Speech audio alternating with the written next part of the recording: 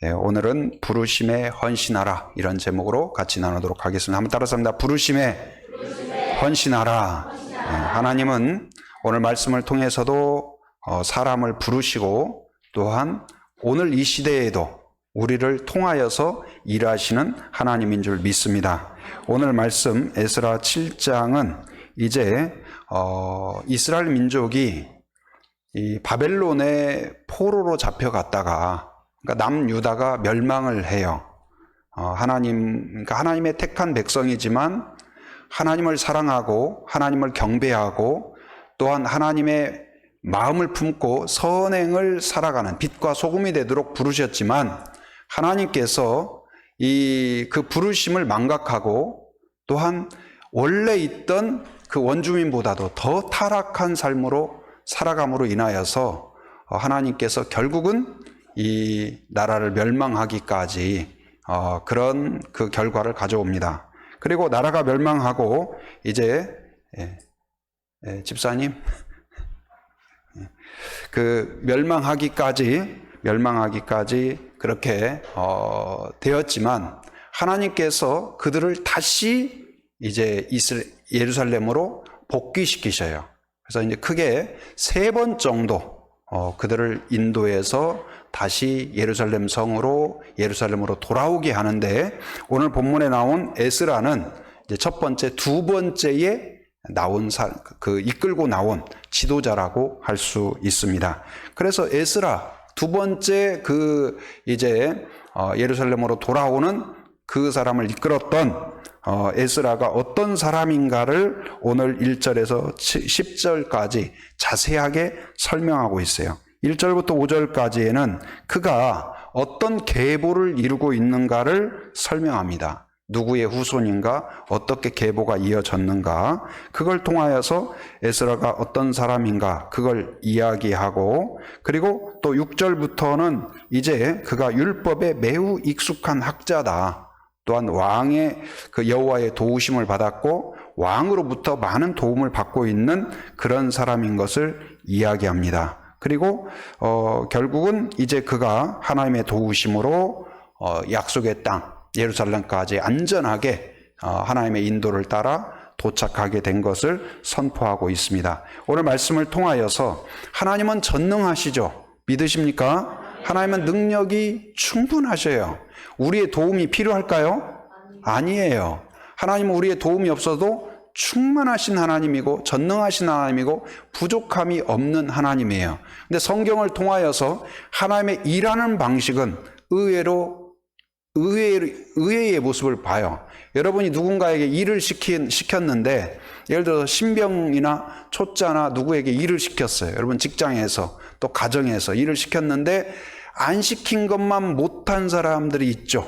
일을 시켜놨더니 답답해 죽을 것 같아요. 차라리 그래서 야 저리 가, 내가 할게. 그래가지고 시켰더니 태우고 하는 태도도 입이 나와가지고 그냥 기분 나쁜 상태로 하고 그냥 분위기만 흐리는 그런 경우가 있죠. 그래서 그냥 저리 가라. 내가 혼자 하는 것이 마음도 편하고 오히려 일도 순탄하고 그럴 수가 있어요. 근데 하나님이 우리를 볼 때 저는 그러지 않을까. 뭐 좀 불러가지고 충성하고 하나님의 뜻에 순종하고 먼저 그의 나라와 그의 의를 구하라.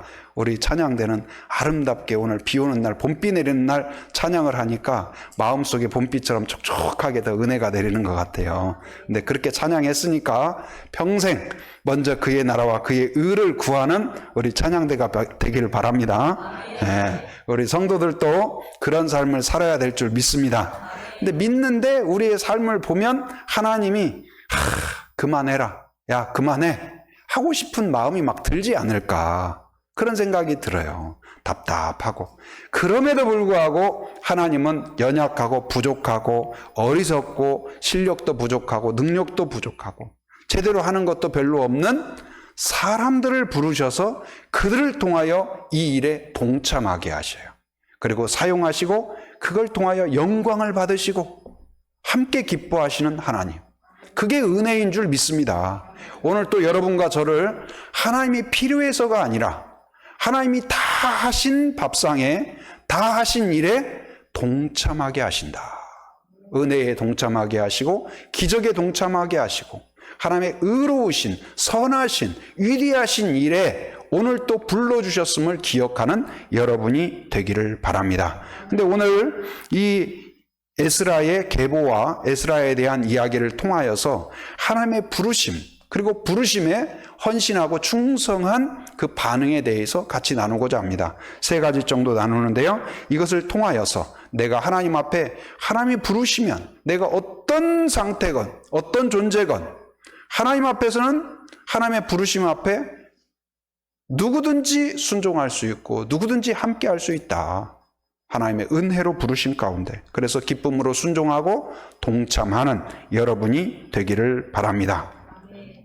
한번 따라서 합니다. 하나님은 무능력한 자도 부르신다. 하나님이 쓰지 못할 사람이 없어요. 하나님이 쓰지 못할 사람이 없다. 하나님이, 한번 따라서 하나님이 나를 부르셨다. 다시 한번 하나님이 나를 사용하신다. 하나님이 우리 가정을 사용하신다. 하나님이 우리 교회를 사용하신다. 아멘. 능력이 있어서가 아니에요.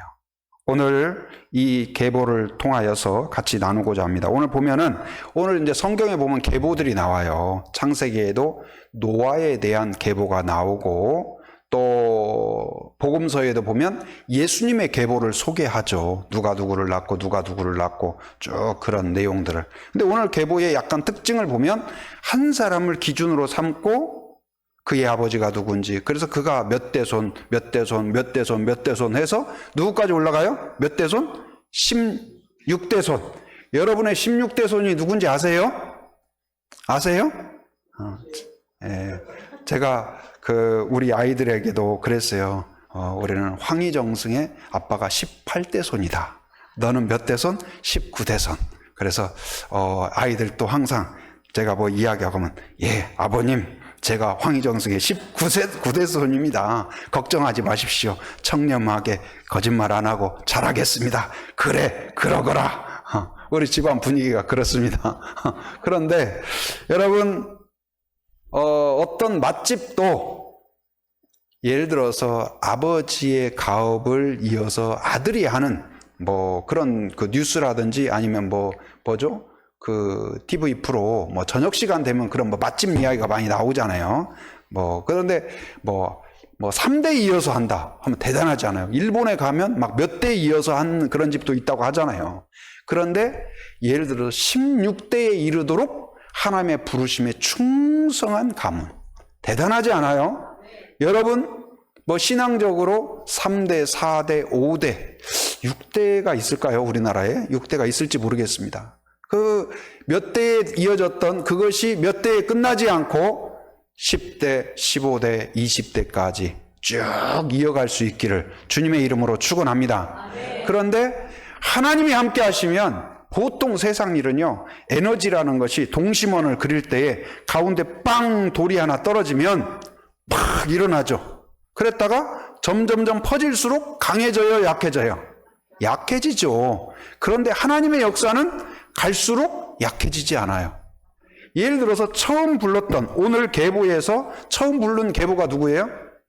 가장 먼저 부른 사람이 누구예요? 계보에 나온 사람 중에? 오늘 본문에서 5절에 보면 맨 끝이 누구예요? 16대 누구예요?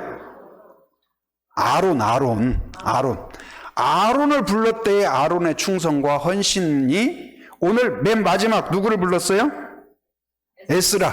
에스라를 불렀을 때, 그러면 예를 들어서 16분의 1씩 줄어든 게 아니고 에스라에 대해서도 동일한 은혜로, 더 뜨거운 응답으로, 더 뜨거운 헌신으로, 더 풍성한 열매로 헌신한 놀라운 역사가, 여러분의 믿음도 자녀 때에 갈 때 점점점 시들어져 가는 그런 가정이 아니라 점점 더 새로워지고 점점 더 풍성해지고 점점 더 하나님의 능력이 나타나는 그런 가문이 되기를 바랍니다. 근데 오늘 보면 이제 16대, 바로 아론의 16대 손이다. 그래서 에스라의 오늘 헌신과 순종과 사역의 그 시작이 누구에게 있음을 알려줘요? 아론에게 있음을 알려줘요. 아론은 어떤 사람일까요? 바로 하나님께서 특별히 이스라엘 민족을 택했는데 이스라엘 민족 중에서도 특별히 택한 족속이 있어요. 하나님을 위하여 살도록 땅도 주지 않아요. 너희들은 내가 책임질게. 대신 너희들은 다른 거 신경 쓰지 마. 내가 100% 너와 너의 자녀와 후손을 책임지리라. 이게 바로 아론과 그의 후손들이에요. 이들은 어떤 사람들이냐? 대제사장의 그 계보, 오늘 나온 사람들은 대제사장의 계보를 이야기하고 있어요. 그래서 하나님께 제사 드리고 하나님께 예배하고 이 일을 위하여서 앉으나 서나 그 잠잘 때나 깨어 있을 때나 항상 어떻게 하나님을 기쁘시게 할까? 하나님께 영광 돌릴까? 백성들을 주님께 어떻게 인도할까? 이 생각으로 살아가도록 부르신 사람이에요. 그런데 바로 16대 할아버지인 아론을 한번 생각해 보도록 하죠. 아론이 그의 인생 가운데 언제 부름 받았을까요? 몇 살에 부름 받았을까요? 아론이 몇 살에 부름 받았을까요? 83세. 여러분 83세를 넘으신 분은 우리 교회에서 우리 장로님 건강으로 보시면 뭐 한 지금 53세 정도 되시는 것 같아요. 근데 지금 90 몇 세시죠? 안 됐어요? 80? 90, 예. 이 83세의 아론이 부름을 받았는데, 여러분 83세면은 인생이 이제 거의 정리할 시간이라고 봐야 돼요. 그런데 하나님이 이왕이면 청년들, 젊었을 때, 힘 있을 때, 뭔가 할 수 있을 때 부르면 좋지 않을까요? 언젠가 어떤 그 성도님이 그래요. 과거에 사업을 크게 했대요. 그랬는데 부도를 맞은 거예요. IMF 때. 그래서 사업이 너무 잘 되고 풍성했는데 부도를 맞고 굉장히 좌절 가운데 빠져 있을 때 친구의 어떤 권면과 인도로 교회에 나오기 시작하고 예수님을 만나서 예수님을 만나보니까 내가 이 예수님을 왜 이제서 만났을까? 그리고 너무 아쉽대요. 왜? 내가 그 잘 나갈 때, 부자였을 때, 사업이 잘 될 때, 그때 예수님을 만났더라면 내가 교회도 세우고 선교지에도 많이 후원하고 도왔을 텐데 지금은 다 빈털터리가 되고 다 차업당하고 이런 상황에서 하나님이 불렀을까? 그런 이야기를 들은 적이 있어요. 여러분도 혹시 그런 생각하는 분 계세요? 내가 잘 나가고 대단할 때에는 하나님은 왜 그때는 안 부르시고 내가 정말로 이 사회에서도 부족하고 넘어지고 무릎 깨지고 그런 때에 나를 부르셨을까? 그런데 오늘 아론도 보면은 하나님께서 잘 나갈 때 젊을 때 부르지 않았어요. 그리고 아론과 함께 부른 사람이 누구예요? 누구예요? 그의 동생 모세. 모세는 몇 세에 부름 받았을까요? 80세에 부름 받았어요. 하나님도 좀 얄궂지 않아요? 모세는 원래 히브리인이지만 애굽 왕국의 왕자로 자랐어요. 바로가 될 수 있는 그러한 준비가 된 사람이었어요. 그러면 바로 애굽의 왕이 하나님의 부름을 받고 딱 명령을 내려서 해방시키면 얼마나 멋진 드라마예요. 그런데 그때 부르신 것이 아니라 살인을 하고 도망자가 되어서 미디안 광야에서 초야에 묻혀서 모래바람에 묻혀서 살아있는지 죽었는지 모르는 이제는 모든 것을 포기하고 40년이나 그런 존재로 숨겨진 존재로 도망하는 존재로 이제는 인생을 끝내고 마감하는 존재로 숨어있던 그를 하나님께서 부르신 거예요. 내 땅도 없고 내 양도 없고 그냥 장인어른의 양을 돌보고 있는 그러한 품꾼에 불과한 모세를 하나님이 부르셨어요. 여러분 그때에 불렀을 때 여러분 모세와 아론이 어떤 마음이었을까요? 하나님 부르시려면 좀 힘쓸 수 있을 때 불러야 되지 않을까요? 아니면 좀 제가 왕으로 있을 때 왕국에 있을 때 조직을 동원할 수 있을 때 그때 불러야 효과적이지 않을까요? 여러분 그게 상식적이지 않나요? 그래서 모세도 하나님이 불렀을 때 여러분 하나님이 부르면 아멘 하겠어요? 노멘 하겠어요? 아멘 하겠죠. 그러니까 여러분 보면 이 모세보다도 더 훌륭하지 않나 싶어요. 근데 모세는 어떻게 반응했을까요? 안 돼요. 못 해요. 하나님 보세요. 제가 말한다고 누가 믿어주겠어요? 할 것 같으면 저를 젊었을 때 불러서 왕자로 있을 때, 왕이 될 가능성이 있을 때, 제가 말하면 모든 사람들이 다 고개를 숙일 때, 그때 저를 통해서 복음을 전하고 선포했으면 얼마나 좋았어요. 하나님, 때가 늦었습니다. 유효기간 지났습니다. 계속 하나님과 실랑이 하잖아요. 아론에 대해서는 안 나오지만 아론도 비슷했을 거예요. 하나님 안 돼요. 아론은 그 당시에 노예로 있었어요. 할아버지 83세의 할아버지로서 노예로서 권력도 없고 힘도 없고 자유도 없고 그런 때에 하나님이 너를 특별하게 쓰겠다, 너를 통해서 일하겠다 했을 때 누가 아멘 할 수 있었을까요? 그런데 안 된다, 못한다 그랬지만 그들이 결국은 하나님 앞에 마른 막대기와 같은 나일지라도 하나님이 필요하다면 부족하지만 나를 사용하여 주시옵소서. 모세도 결국은 안 된다 못한다 했지만 하나님께서 지팡이를 던져봐라. 지팡이를 던지니까 뱀이 되었죠. 그 뱀 꼬리를 잡아봐라 했더니 꼬리를 잡아보니까 다시 지팡이가 된 거예요. 그래서 그 과정을 통하여 조금씩 내 모습이 변한 것이 아니라, 내 외모가 변하거나 능력이 변한 것이 아니라 내 마음에서 뭐가 변했어요? 믿음이 바뀌기 시작했어요. 하나님에 대한 믿음이 자라기 시작했어요.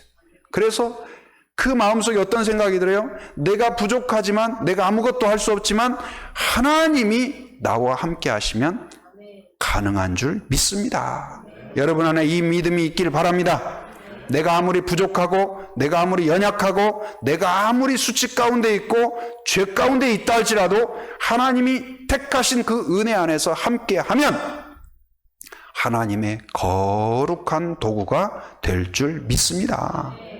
여러분, 그 믿음. 그래서 하나님이 사용하지 못할 사람이 없어요. 그래서 하나님이 사용한 사람, 하나님이 부르신 사람들은 내가 했다고 하는 사람이 한 사람도 없어요. 다 그들의 고백이 뭐예요? 누가 하셨습니다? 하나님이 하셨습니다. 모든 것이 무엇입니다? 모든 것이 무엇입니다? 은혜입니다. 그렇게 고백하지. 내가 아니었어 봐. 우리 교회 밥 안 나와. 우리 교회 내가 아니어 봐. 반주 안 돼. 내가 아니어 봐. 우리 교회 전도 안 돼. 내가 빠져봐. 되는 거 아무도 없어. 사람들 나 없어 봐. 재미없을 거야.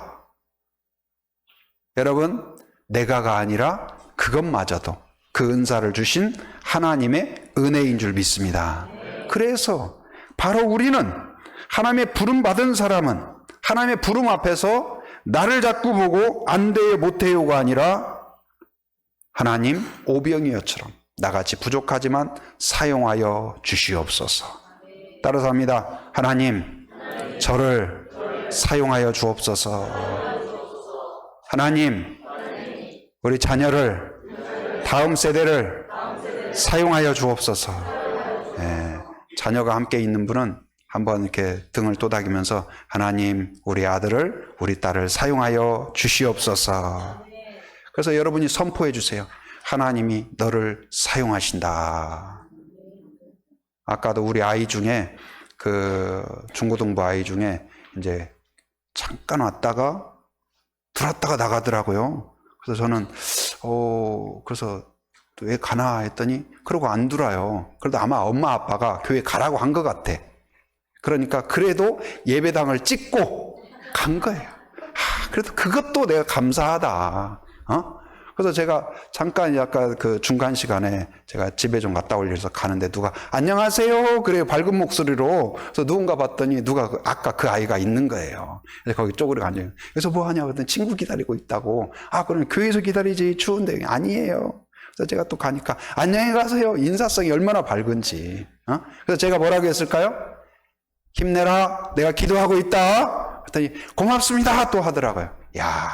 하나님이 앞으로 특별하게 쓰실 줄 믿습니다. 여러분, 지금 답답해 보이고 안 돼 보이고 무엇이 될까 걱정되고 우리의 생각이 그렇게 될 수가 있죠.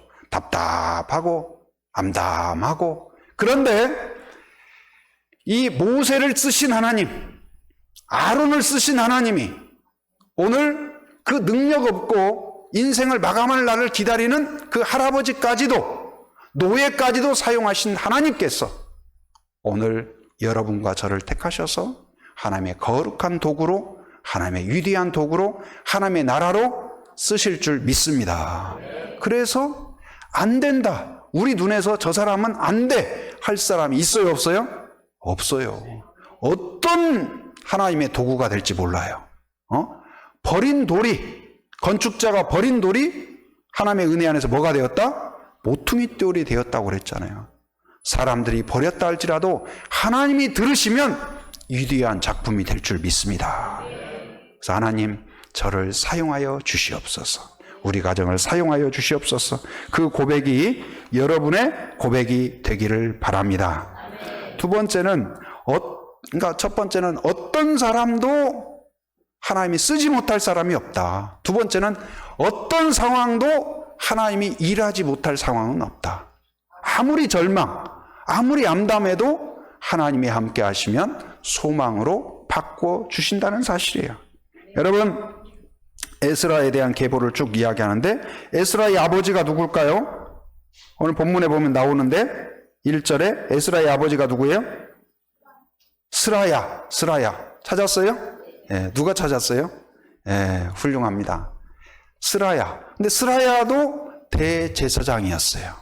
그런데 스라야는 참 어쩌면 눈물로 살았던 대제사장일 것 같아요. 눈물로. 왜냐하면 이 스라야는 어떤 시대를 살았냐?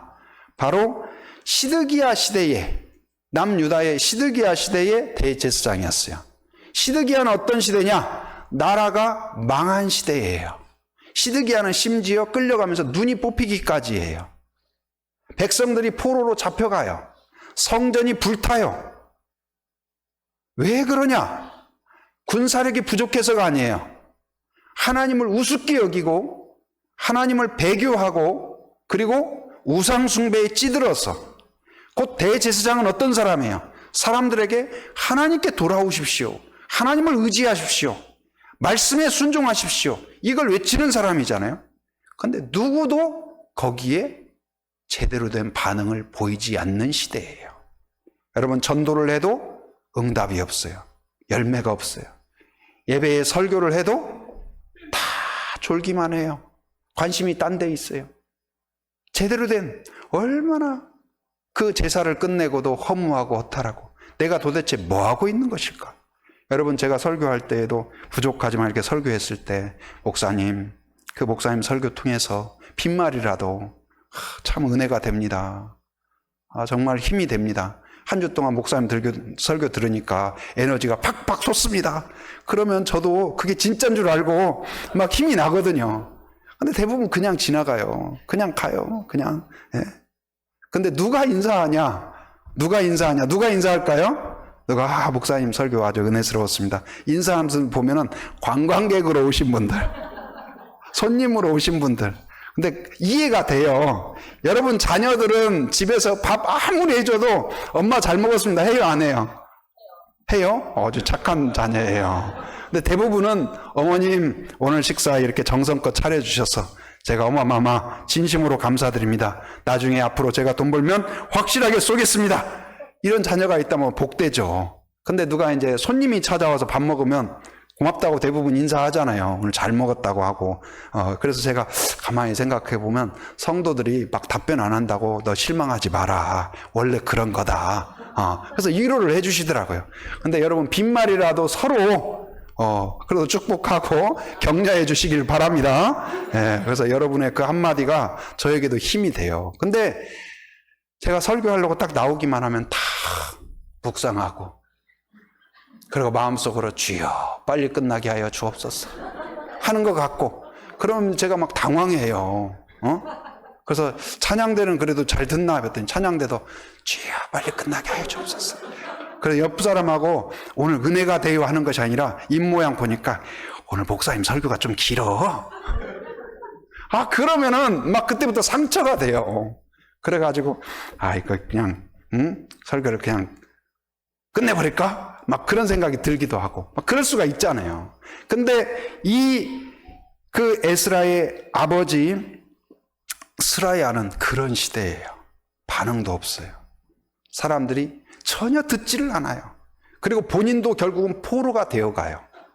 그리고 바벨론의 왕에 의하여서 결국은 죽음을 당해요. 눈물의 대제사장이에요. 그럼에도 불구하고 그 아버지 이 스라야는 하나님이요 도대체 좀 사역이 잘 될 때, 좀 말 좀 잘 듣는 백성, 그런 데에서 사역하게 하시지. 하나님 저한테 왜 이러시는 거예요? 이런 생각 들 수 있지 않았을까요? 근데 저도 때때로 간간히 생각나는 목사님이 계세요. 큰 교회 목사님도 아니고 유명한 목사님이 아니에요. 제가 정말 존경하고 그리고 마음속에 정말 생각나는 그 목사님이 어떤 분이냐면, 제가 언젠가도 말씀드렸죠. 제가 광산업계에 조금 일했었다고, 강원도 사북에서. 근데 그때에 사북제일교회라고 해발 거의 한 1000m 이상 되는 동네에 작은 교회가 하나 있었어요. 탄광들이 계속 폐광되면서 성도들이 다 빠져나가고 남아있는 사람은 어린애들만 한 20명 있었어요. 그리고 저하고 그때 형 2명이 있어서 우리가 이제 가서 예배드리고 수요일 밤에 가고 주일날 가면 목사님이 얼마나 좋아하시는지. 그래서 좋아하시다가 나중에 이제 우리가 찾아뵙고 그러니까 하시는 말씀이 본인의 간증을 나누세요. 주변 목사님들이 그런데요. 거기서 도대체 뭐 하고 있냐? 빨리 내려라. 성도도 없는데 뭐 하고 있냐? 저 짐을 쌌대요. 사모님하고 눈물을 흘리면서.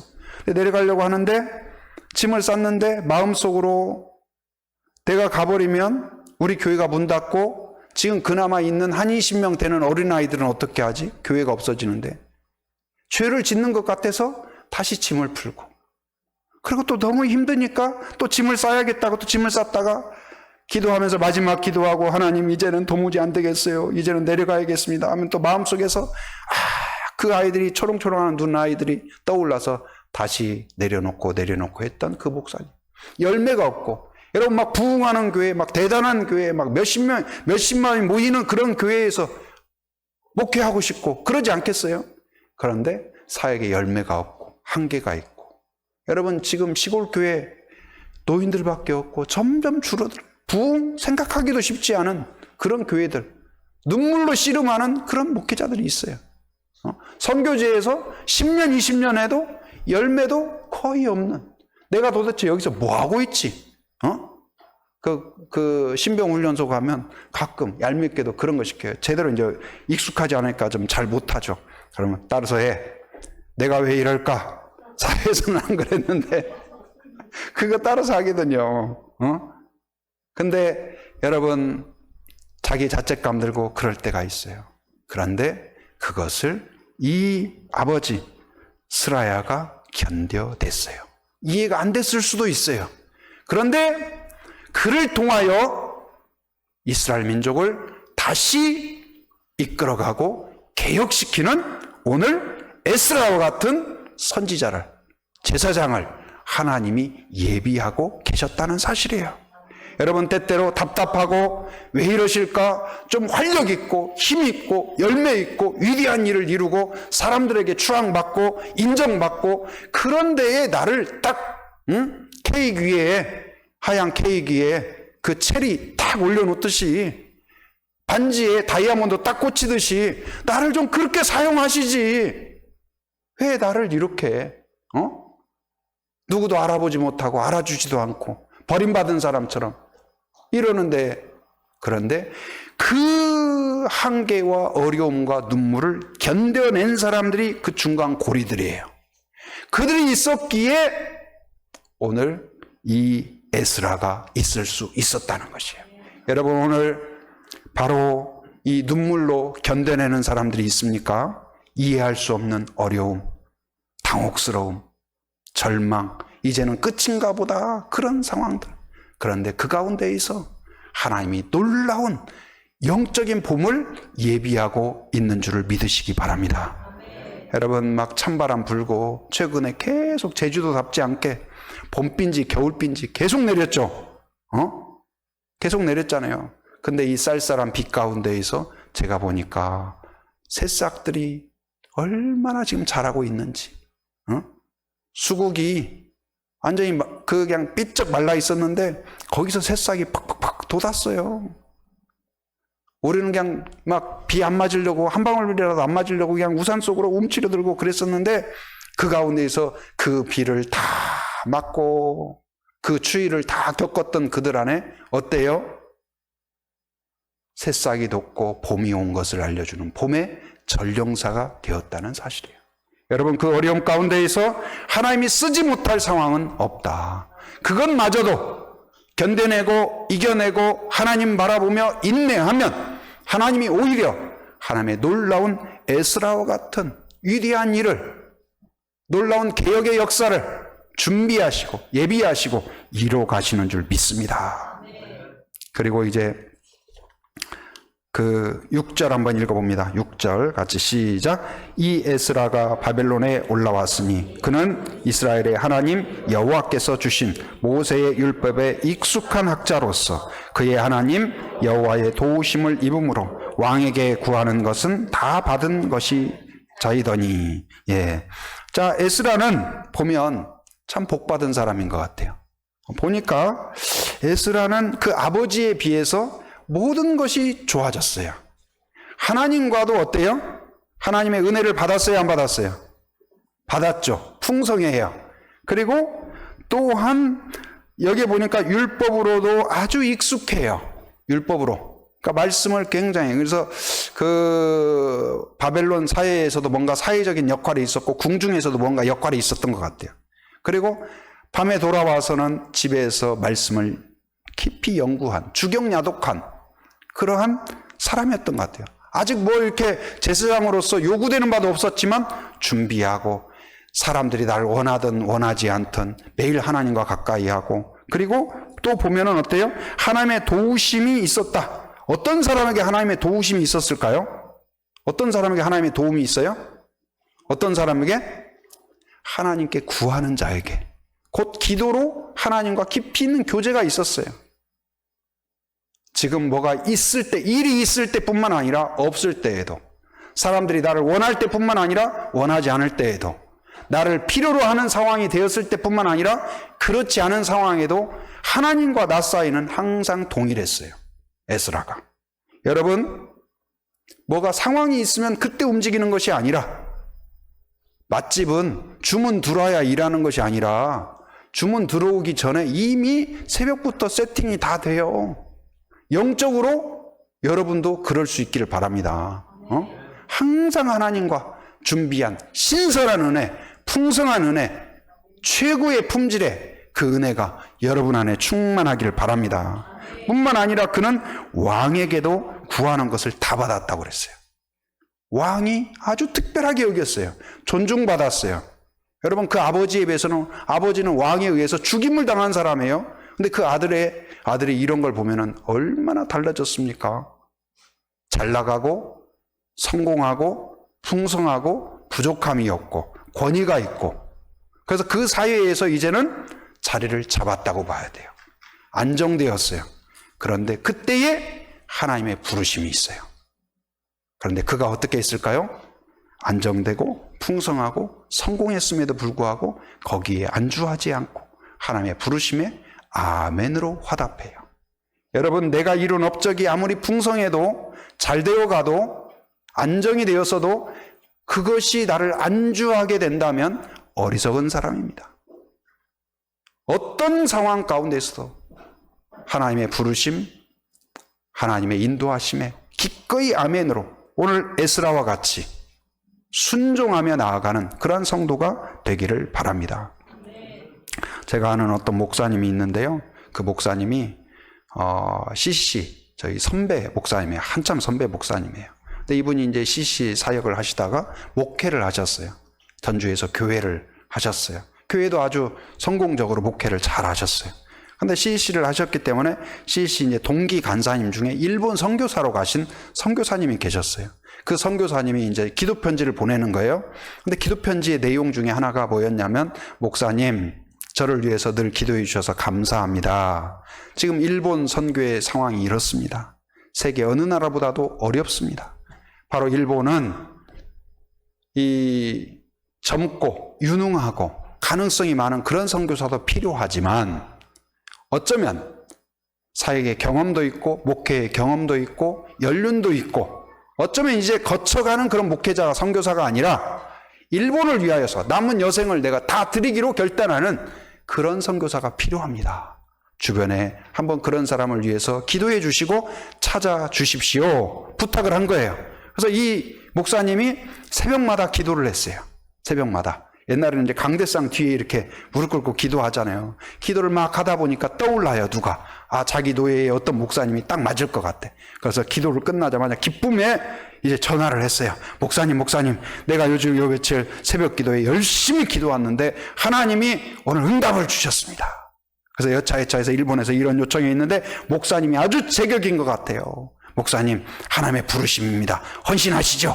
그랬더니 그 목사님이 아멘. 그렇지 않아도 제가 선교에 열심을 품고 있었는데 어떻게 하셨을까요? 그럴 줄 알았는데 목사님, 저 지금 이렇게 버려놓은 일이 이렇고 우리 교회 형편이 어떻고 제가 지금 우리 자녀들 상황이 어떻고 해서 갈 수가 없습니다. 그러는 거예요. 그래서 내가 분명히 응답 받은 것 같은데. 그래서 또 기도를 했어요. 또 다른 분이 떠올라요. 그래서 또 이야기를 했어요. 그랬더니 그분도 역시나 또 제가 이런 일 저런 일로 제가 지금은 어렵겠습니다. 나중에 한번 생각해 보겠습니다.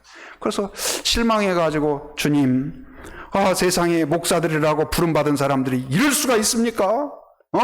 하나님의 분명한 응답이 있는데도 불구하고 세상에 아멘을 못하고 이게 말이 됩니까? 그랬더니 마음속에 왜 너는 빼느냐? 너는 왜 그 명단에서 빼느냐? 그러다 보니까 자기에게 적용을 해봤어요. 자기 보니까 CC 간사도 했죠. 선교지도 단기 선교도 여러 차례 다녀왔죠. 목회도 해봤죠. 나이도 들었죠. 연륜도 있죠. 보니까 딱 자기예요. 그래서 그가 교회에게, 당회에게 이야기하고 결국은 정리하고 선교사로 떠나요. 그리고 그의 남은 모든 여생을 일본에서, 일본 선교를 위하여서 살아시고 지금은 이제 하나님 나라에 가셨고 그의 딸, 저희 그 아내하고 친구인데 그 딸이 일본 그 간사님하고 결혼하고 그 대를 이어서 일본 선교를 위하여 헌신하고 그런 모습을 볼 수가 있었어요. 그런 거 보면서 순종이란 뭘까? 헌신이란 뭘까? 하나님의 부르심 앞에 내가 지금 하고 있는 일이 지금도 잘하고 있잖아요. 교회도 잘 되고 있어요. 문제가 없어요. 이제는 그냥 조금 이제 그 은혜 안에 살도 될 만한 그런 상황이었어요. 그럼에도 불구하고 하나님의 부르심을 최우선으로 여기고 기꺼이 순종했던 그분과 같이 여러분이 어떤 상황이 있다 할지라도 여러분 오늘 우리 직분자 선출이 있죠. 그 가운데에서 여러분 나를 택한 것은 우리의 능력 때문이 아니라 하나님의 은혜라는 사실을 믿으시기 바랍니다. 할만하기 때문이 아니라 하나님의 풍성한 은혜 가운데 세우심을 믿으시기 바랍니다. 그리고 아무리 어렵고 앞으로 가면 갈수록 우리의 신앙 지키기가 더 부응하기가 쉽지 않은 시대예요. 그러나 그것을 견디고 이겨내면, 겨울을 이겨내면, 찬바람을 이겨내면 영롱한 봄이 올 줄 믿습니다. 새싹의 봄이 올 줄 믿습니다. 부흥의 역사가, 새로운 계획이 이루어질 줄 믿습니다. 그리고 내가 이 땅에서 아무리 풍성함이 있다 할지라도 하나님을 최우선으로 여기는 오늘 그 응답이, 에스라와 같은 그 응답이 여러분의 응답이요, 여러분 가문이 되어서 오늘 16대에 이르기까지 쭉 이어진 것처럼 여러분의 계보가, 우리의 계보가 그렇게 이어지기를 주님의 이름으로 축원합니다.